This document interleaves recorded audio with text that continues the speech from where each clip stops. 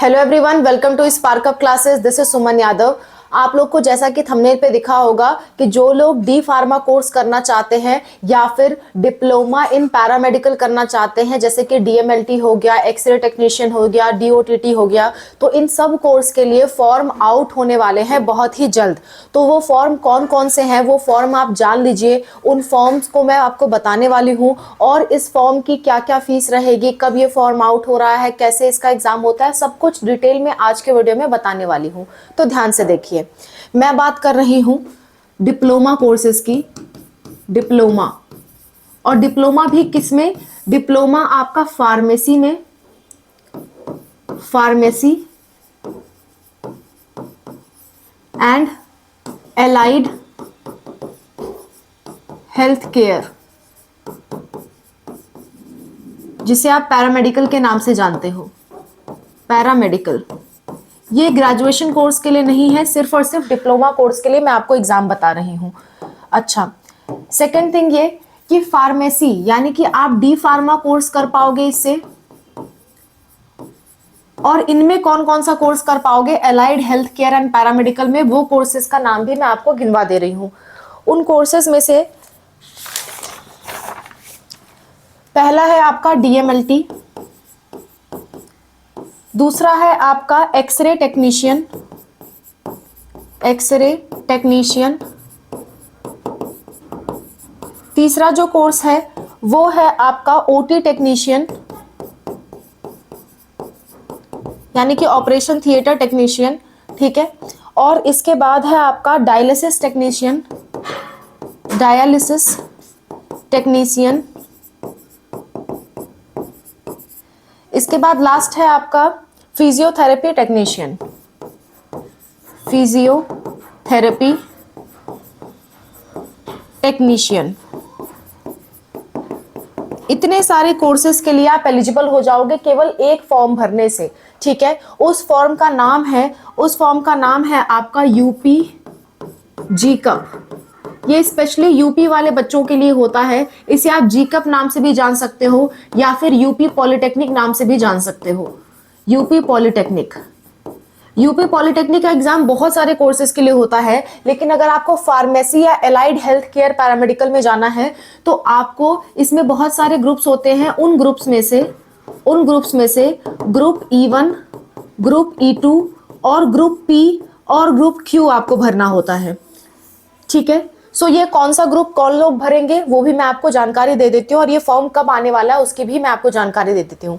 Courses आपके सामने है। अगर आप 12th पास हो, सिर्फ पास हो आप, 12th अगर आप पास हो और साइंस बैकग्राउंड से पास हो, साइंस बैकग्राउंड से, यानी कि अगर आपका PCM रहा है या PCB रहा है या फिर PCMB रहा है, आप सभी लोग एलिजिबल हो इस एग्जाम के लिए और ये कोर्सेज करने के लिए, ठीक है। तो ये एलिजिबिलिटी हो गया, आप सिर्फ पास होने चाहिए, कोई परसेंटेज क्राइटेरिया नहीं है इसमें। तो यूपी जीकप, यूपी पॉलिटेक्निक जिसे नाम से आप जानते हो, यूपी पॉलिटेक्निक, ठीक है, या फिर इसे हम कहते हैं जीकप। अगर आपको इस पे डिटेल वीडियो चाहिए तो कमेंट कर देना। यूपी जीकप पे एक एक बारीकी पे, एक एक डिटेल पे मैं वीडियो बना दूंगी। ये बहुत इंपॉर्टेंट फॉर्म है डिप्लोमा कोर्सेज के लिए।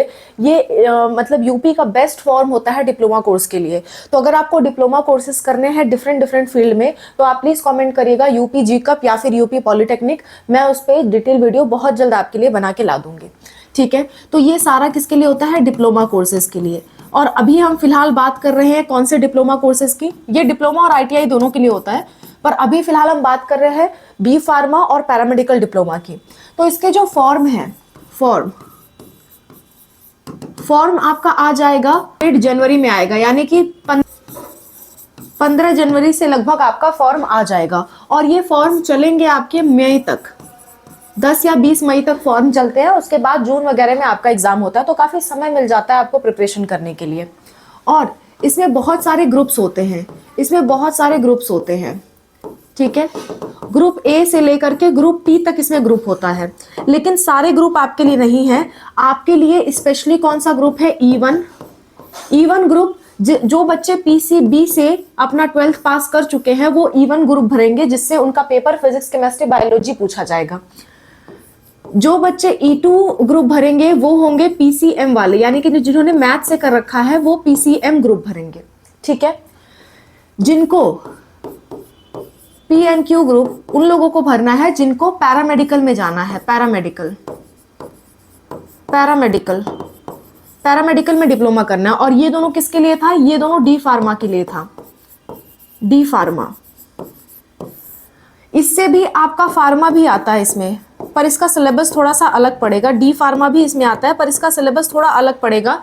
ये सिलेबस स्टूडेंट्स के लिए इजी होता है अगर वो सिर्फ डी फार्मा करना चाहते हैं, लेकिन कोई स्टूडेंट पैरामेडिकल या डी फार्मा में से कोई भी एक करना चाहता है तो वो PNQ कोड भर सकता है।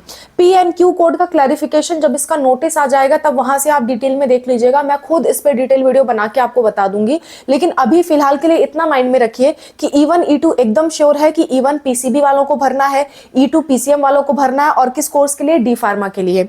और P और Q में से कोई भी एक आपको भरना होगा, पैरामेडिकल के लिए और डी फार्मा के लिए, ठीक है। अगर आप पैरामेडिकल या डी फार्मा कोई भी आपको मिल जाए उसमें से कर लोगे तो आप ये वाला कोड भरना, और अगर आपको सिर्फ डी फार्मा भरना है तो इन दोनों में से एक भरना based on your eligibility.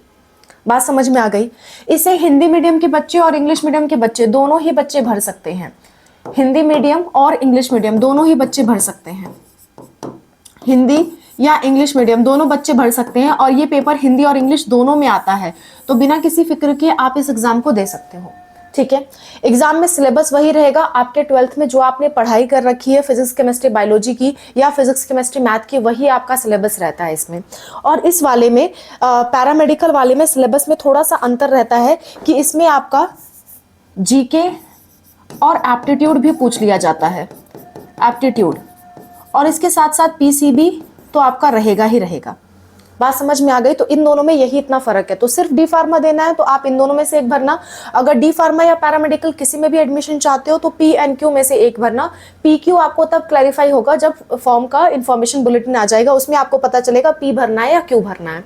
PQ में से कोई एक हमेशा रहता है पैरामेडिकल और डी फार्मा के लिए, ठीक है। इतनी बात समझ में आ गई? तो ये फार्मा के लिए और पैरामेडिकल के लिए फॉर्म है जो कि आपका जनवरी में आने वाला है। इस फॉर्म को जरूर भरिए, मई में आपका फॉर्म एंड होगा और जून जुलाई तक इसका एग्जाम होता है, तो आराम से आपके पास वक्त है, आराम से प्रिपरेशन कर सकते हो। इसके अंदर गवर्नमेंट कॉलेज और प्राइवेट कॉलेज दोनों आते हैं, गवर्नमेंट प्लस प्राइवेट दोनों कॉलेज इसके अंदर आते हैं, गवर्नमेंट और प्राइवेट दोनों कॉलेज आते हैं। जितना ज़्यादा अच्छा मार्क्स आप रखोगे, जितने अच्छे मार्क्स होंगे उतना अच्छा कॉलेज मिलेगा।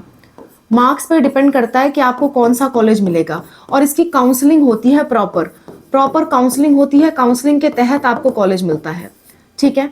बात समझ में आ गई?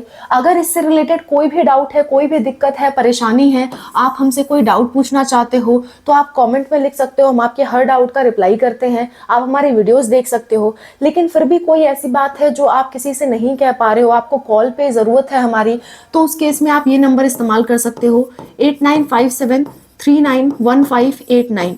ये हमारा व्हाट्सअप नंबर है, इस पर आपको व्हाट्सअप मैसेज करना होगा।